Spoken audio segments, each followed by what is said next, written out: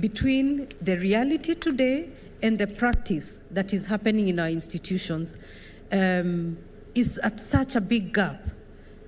This is not just in engineering, it's also in the law.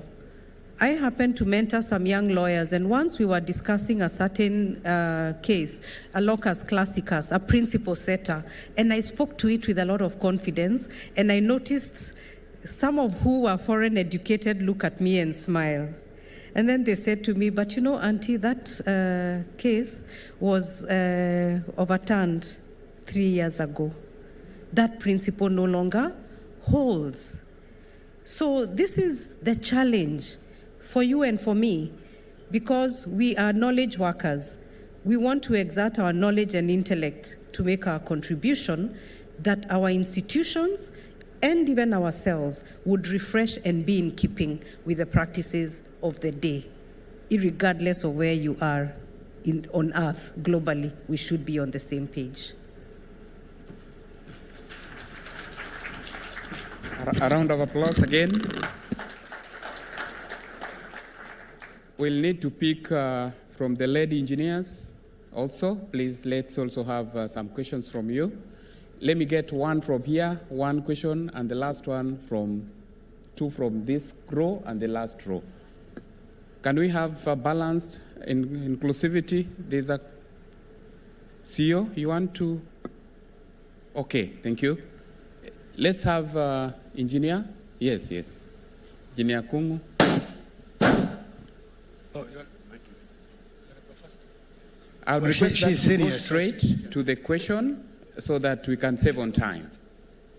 Oh, she's senior, so she goes first. Thank you very much, Madam Mercy Wanjau, sorry. Wanjau. Engineers Board of Kenya is a very important body for the engineers, and there is a challenge in their funding. It's like cutting somebody's hands and expecting them to hold a djembe to dig. Can you please follow up on that? The financing of, yeah. Thank you. Thank you so much, Madam Wanjau. My name is Ambassador Mahbub Malim, Chairman of the Equalization Fund Advisory Board in the National Treasury, and I'm a consulting engineer. Mine is actually basically just an advice. I've basically done nothing else in my working life other than work for government. It's a very long time. So every time I listen to an official from government, there are things that I know can be done very, very easily. But I still get the feeling that various officers still seem like they're lamenting. And I'm not saying that you are lamenting yourself, but just a feeling that I get. Recently, about a few weeks ago, we had a conference in KICC, chaired by the head of Holy Service, and he was also here with us. And I keep saying that there are things that the head of Holy Service can himself solve at the stroke of a pen. He can just originate a circular or instructions from his office. He could also do a letter for the president to sign as an executive order. So he can do it himself, he can do it with the president's signature, and he can do it through legislation. This can be done in a very, very short time. So a lot of things that we say can be solved very easily. And one of the things that I keep mentioning is freeing the hands of the government-owned enterprises. We talked about how not so well our universities are doing. I served as chairman of the Jomo Kenyatta University of Agriculture and Technology Board. I was board chair for 3 years. And that's a very, very strong institution, and there are very good scientists there. But they need a letter from Ministry of Education to do a lot of things that they can do very easily, number one. Number two, they are never contracted. They can do jobs at quarter the price. What is it in the market? And so many things that can be done every day. So as government, we're serious.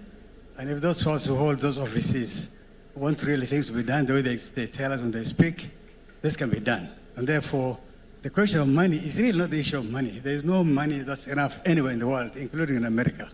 So it's not about money, it's about decisions that we make, policies that we formulate and we implement, and the speed at which decisions can be made. So you sit in a very privileged position, and congratulations, you're the first occupant of this office. There was an attempt to fill this office before you, and it's the first time that ever Kenyan Parliament has refused to allow somebody to talk about a job in Kenya's history. So congratulations, you must have something what it takes. We hope that now you, with that being the first occupant and hearing the questions we're asking and the advice we're offering, I'm sure this can be done. I also served as permanent secretary in 2 ministries, in the Office of the President and in the Minister of Water and Irrigation during Kibaki's regime, and as Secretary General of IGAD for 11.5 years. So I basically know what I'm talking about. Thank you so much. Thank you. Thank you. Thank you very much. Engineer Gache. Good morning. My name is Engineer Jennifer Gache, and I work at the East African Community and specifically promoting what you're talking about, value chains, manufacturing, and industrialization. And I'm very happy with your presentation because in your presentation you mentioned industrialization several times, and this is not something that has been common. I think this is quite a new thing. So I thank you so much. You said you're not an engineer, and I noticed you're a lawyer, and I just wanted to point out, in addition to some of the challenges you've raised, there are a lot of legal and regulatory barriers to industrialization, which needs to be tackled. I can give an example. Local content policies. If we train our people in TVET, but they still need to get into the projects and work there. But if we have most of the foreign experts working, then our people can't get the jobs. Things to do with imports. There's a lot of importation in the country. So even if our people manufacture like shoes, yet there are so many second-hand shoes coming into the country, and there are no barriers to that, there still won't be opportunities. Other things like public procurement. We need the government to be serious about procuring locally from the people, from locally produced goods. And other things like tariff, the common external tariffs and all these kind of things. So maybe I would just ask you a question, whether do you normally get involved in the trade talks that take place in Arusha? Because when especially in the sectors of trade and industry, it's very, very easy to notice the barriers that are really blocking the other side of the skills development. Thank you. Thank you. We'll take the last 2 questions. So just allow us. Yes, you can proceed. This row. Do you have anyone from the last row? Thank you. This should be the last question. You can proceed. Moderator, Professor Paul Omojo Omaji is my name. I'm the president of the Subsoil Africa Consortium of Universities, which is based at St. Petersburg Mining University in Russia. Madam Wanjao, your presentation was very inspirational. Along the way, you raised a number of issues. One of them is about collaboration. Another one is about making sure that the development of engineering in Kenya will not only stop in Kenya, but it will have a ramification across the continent. What took me to Russia is actually to develop this kind of collaboration that you mentioned. And I want to ask a specific question about the role of political will in the development of not just engineering generally, but also engineering for specific areas, particularly the mining area. I'm glad that you are a lawyer. In 2016, the African Mineral Resources Development Statute was passed by the AU, and it requires 15 ratifications for it to come into effect. Up till the time that we are gathered here, I'm aware that only 4 countries have ratified. So where is the political will? And you are serving as a cabinet secretary in Kenya. I would like to ask how you can galvanize your government to ratify that particular statute and also encourage other African governments to do the same, so that we can have a law that will underpin the sovereignty, if you like, of African governments over their natural resources. Thank you very much. Thank you. Yeah. Honsek, we have some online questions too. Thanks, Ms. Wanjao, for the great presentation. You sit in the privileged position. How can you help engineers be incorporated in driving the key engineering-related policies, government appointments, advisory roles, taking the lead in engineering decisions without being gagged or overshadowed? That's the first question. Thank you. Thank you. We allow the speaker to respond to those questions.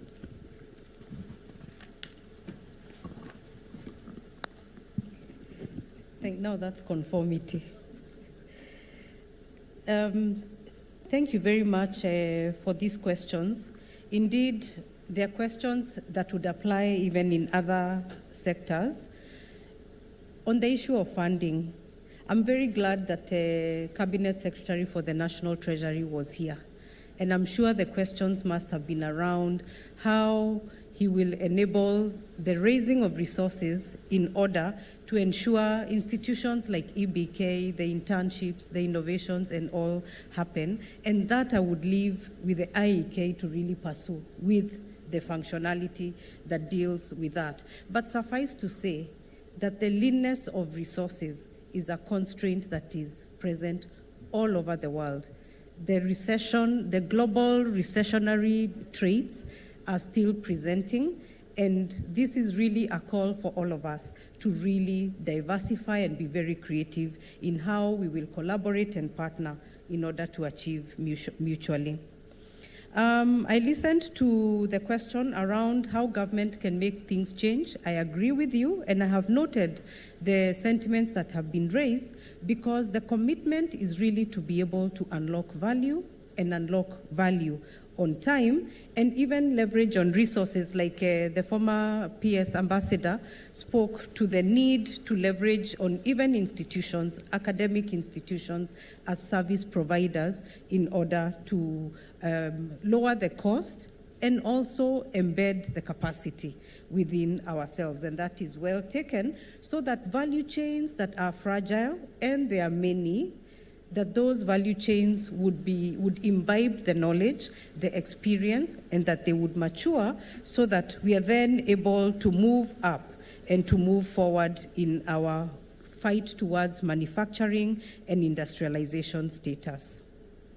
Obviously, a lot of issues touch on policy choices, and not making a policy choice is a choice in itself. So we have to be very intentional in the policy choices that government sets.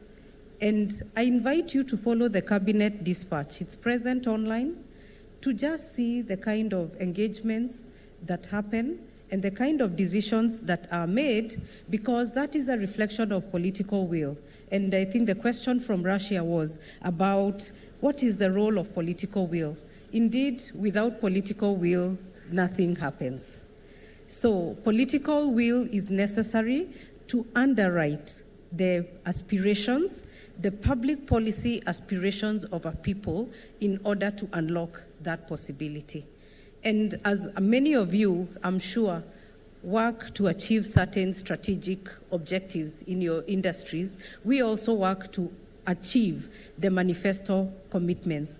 Just like my colleague here from the EAC and other intergovernmental organizations work to achieve the common aspirations of the members of that institution. So the trade talks, very important, perhaps the need to be very robust about them, so that those enduring conversations about tariffs that are injurious, about trade practices that are that impede others or compromise others or push for outcomes that disadvantage others as others get advantage, should minimize, because it will promote a more structured engagement in that space. Now, just going back to the role of political will and the Africa Mining Statute, this is something I have noted and will take up, but I also want to inform you that Kenya's largest growth industry in 2024-25 is mining, because quite a number of policy choices have been made which were not there before as an unlocker for natural resources, as well as studies, the ground truthing and all that, to be able to identify where they exist. So this comment is well taken, and I'll take it up with my colleague who handles this portfolio. The online question about participation and enablement, I think in my experience, you find that the issue of participation is open, but it's not always taken. The putting up your hand and putting forward your knowledge and input and perspective into an issue is very, very critical. And now the Constitution carries an imperative that to make any decision, any policy choice, it must be open to participation. Let us see those perspectives shared, that input shared, in order to make it happen, because often, even when there is a public policy aspirations, it takes the industry. It takes the industry to make it move. In the early 80s, did you know in Kenya it was illegal to have a fax machine? You're aware? It was illegal because a fax machine, or what was called a Xerox, was seen as an instrument of sabotage. That was then. Now is now. But it took industry growth, innovation, and technologies, and today we have all manner of diverse kind of technologies and possibilities. So let's bring forth our input, our experience, our competencies to input into the choices and directions, policy directions that government wants to set, so that we can be as responsive as possible.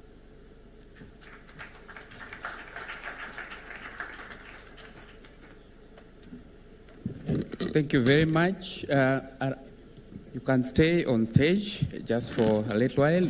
A round of applause. Those are insights that most of us may have not known. I would like to welcome the Secretariat to bring the gift so that the President can be able to present.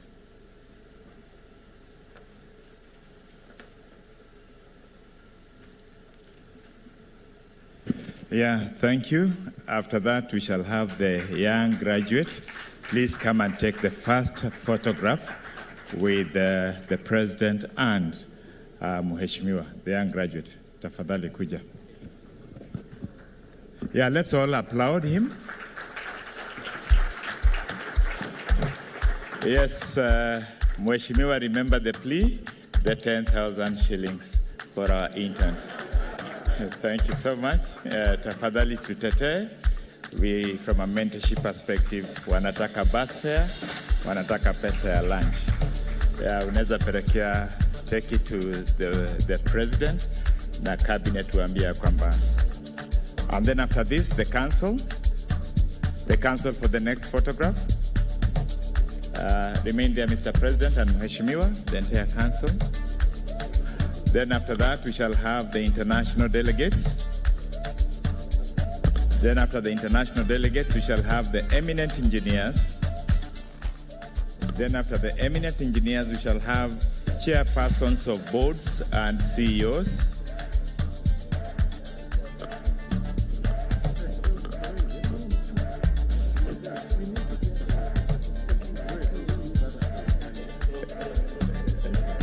Yes, Mheshimiwa, this is the IEK Council led by the President.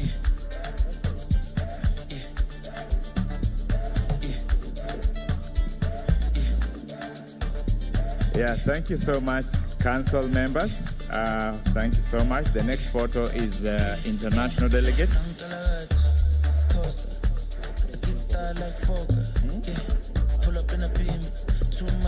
International delegates, then we have eminent engineers thereafter, then CEOs and boards of chairs.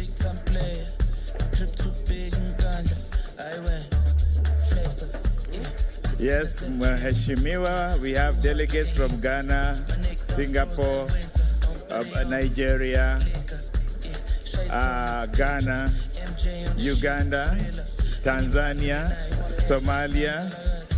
Yes, every person is the entire continent and the entire world is here. And Mheshimiwa, this function was sponsored by, among others, Acton. It was also sponsored by Kone. It was also sponsored by Aseshi, being our utility partners. We had Ketraco, Kengen, LG, Kura, among the many collaborators who joined with us. So as you might see, this is actually the place of choice that one would make for this particular week. Thank you so much, international delegates. We have the eminent engineers.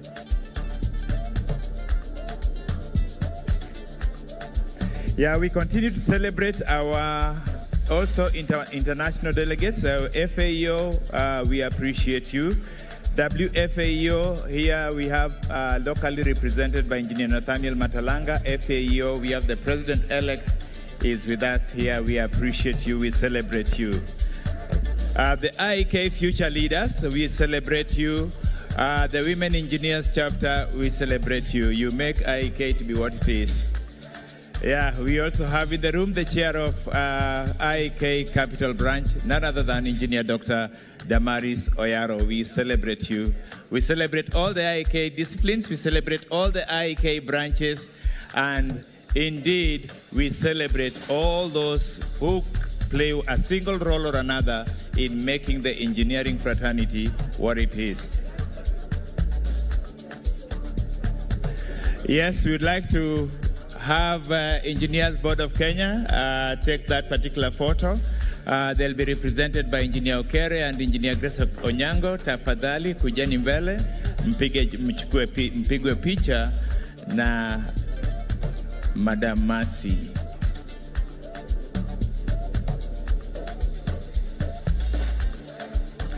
Our sponsors are Actom, Aseshi, Kone, and any other such sponsor who is in the room. Please come for the last but not the least photograph. Actom, our utility partners. We have Kone, our utility partners. We have Aseshi, our utility partners. LG, our silver sponsors, come to the front. Yeah. And any other such sponsors, we have EBK, Davis and Chatliff, NCA, Sika Kenya, Willow, IET, LG, Ketraco, IPRA, Safaricom. If you're in the room, Bamburi Cement, that is your opportunity. So with the conclusion of the photo session, it's now our honor we shall take a break.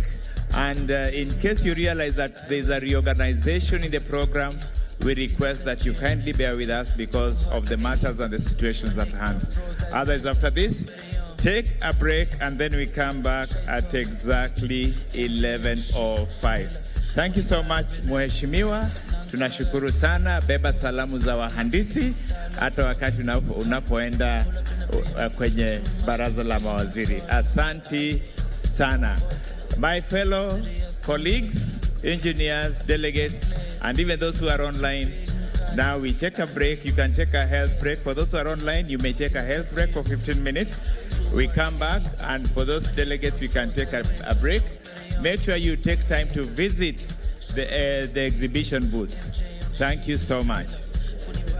Yeah, 15 minutes back in 11:05, at 11:05.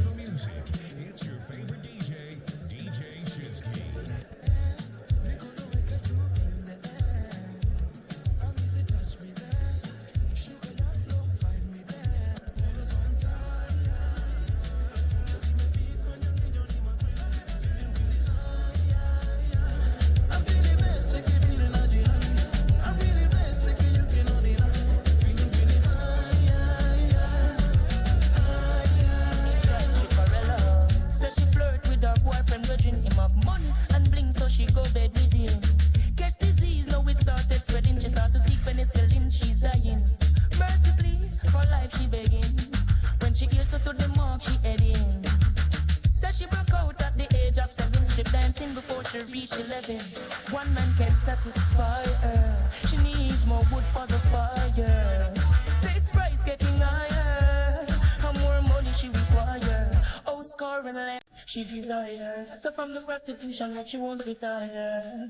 Flames and fire. Sun's full. Burn the place, sell her on the wire.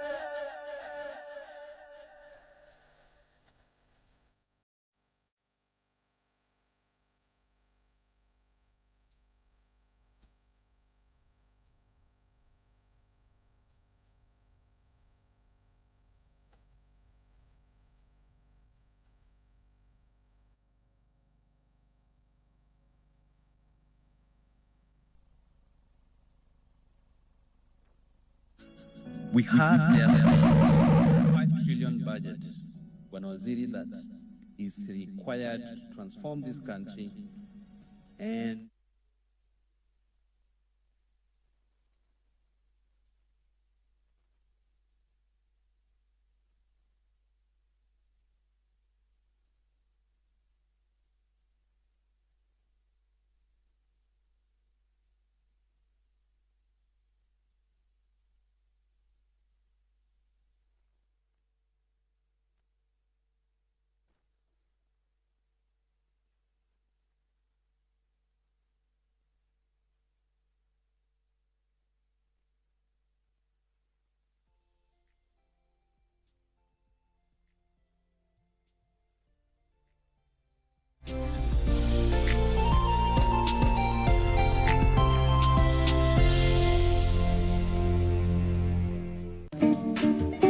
both we come from United Kingdom. Even you? Yeah, me I come in United Kingdom slums. Listen very carefully, because this case you are going to be hanged. Wewe ndiye nilitumia pesa sababu pesa ilikuwa na reflect jina yako. And you say I'm calling you sugar? Look at me. Oh yes. I'm a perfect figure. I'm on a diet. That's all. Yes. Con Kenyan ladies. No. I'm more interested in, you know, the hippopotamus. Yeah. That's what I want. Tuulize na Kiswahili. Muulize na Kiswahili. How can we contact young lady mheshimiwa? Which con man? Which con man? Yaani uko na macho ine na uone.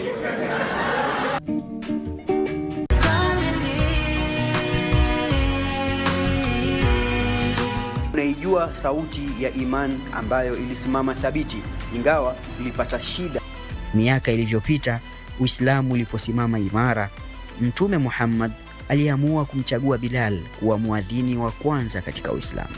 Tumeona watu wakikata tamaa na wengine ambao hawana imani wakaamua wengine mpaka kujitia kitanzi. Kwa wengine mmefanya makosa ambayo umeona yametutoa katika Uislamu. Usikate tamaa na rahma ya Allah subhanahu wa ta'ala. Ya Nabi salam alayka, ya Rasul salam alayka. We have our principles and they have their rules. Our culture and lifestyles are different. In Africa, there are many grasslands like this. When you have time, you can visit the national parks, explore Ethiopia, Tanzania, and Kenya. Last night, the locals organized a farewell party for them. It was great fun. Mbona kila mara una wasiwasi?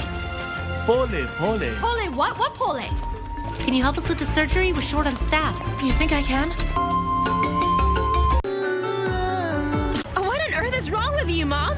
Letitia, I don't want you to have any kind of relationship with that young man. But Mom, Sadie is my best friend. Leave now, please. No, Sadie. Please don't go, dear. Don't say that. Rebecca, what's happened to you? Oh, dear nurse, why are you covered in blood? Nora. That's the truth. Yes, I feel something. Something really special for Marcelo. Something I've never felt before. Now get out of here. You can't force me to get out of here, Aunt. She's my sister and I want to be beside her. I have a right to do that. Don't talk about rights because you have no right to Let anything. Go of get me. out Don't of here. drag me. Just leave her alone. Are you a talented artist? Or are you passionate about a topic you want to discuss? But money can be very hard to find for an upcoming artist. Don't worry, Studio Mashinani has got your back. Sign up on ajira.co.ke to book a session with your music and video producers across the country. Work on your music, jingles, spoken words, and even podcasts to realize your dream, all all for free. Studio Mashinani, Ride Any Talent. My other talent is dancing, modeling. I also play ice hockey and roller hockey, and I also play golf and tennis. My future plan is to be a doctor and a Miss Universe, and in skating I would like to be a coach and train those kids who want to skate. Mama's porridge is sweet. Today I'm going to show you how to make a grilled cheese sandwich and tomato soup. Today I'm going to teach you how to make a toilet roll sheet.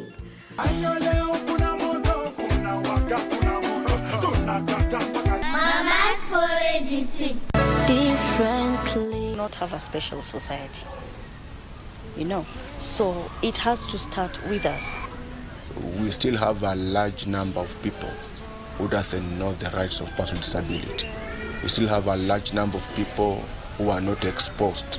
Parents and guardians, they are still hiding persons with disability. Nimekuwa na challenge moja tu ya kumpeleka shule. Juu shule yenye ameitwa ni huko Kilimani. Ukimpeleka shule za huku unakuambia wataki mtoto haoni. Juu ati tukimweka huko kwa class ni kumpotezea wakati. We want to get rid of those areas and the normal way people look at people with disabilities, the way they judge them. Differently. Wiki hii kwenye Mkulima tunaangazia kilimo cha asili na kisha faida zinazotokana na kilimo mjini. Ukiangalia kama hii karatasi yangu nimeokota. Kwa hivyo nimefanya recycling. Kwa hivyo pale tu ni mchanga utatafuta. Borea sisi ndio tunajitengenezea si wenyewe. Ungana nasi Jumamosi hii saa 10:30 hapa KBC Channel 1. Kwa mseto kamili wa kilimo.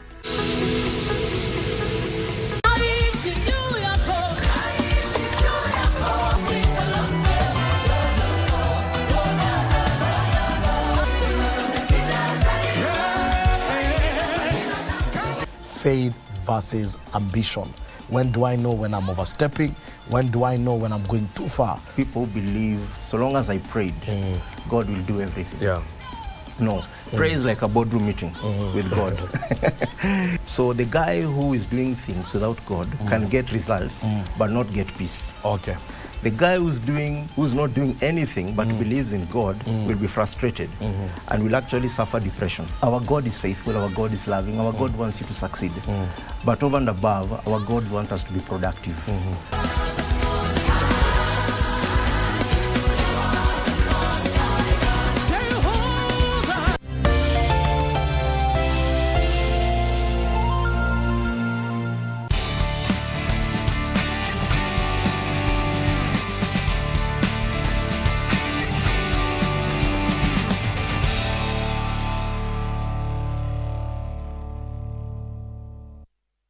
Austin Odor, check.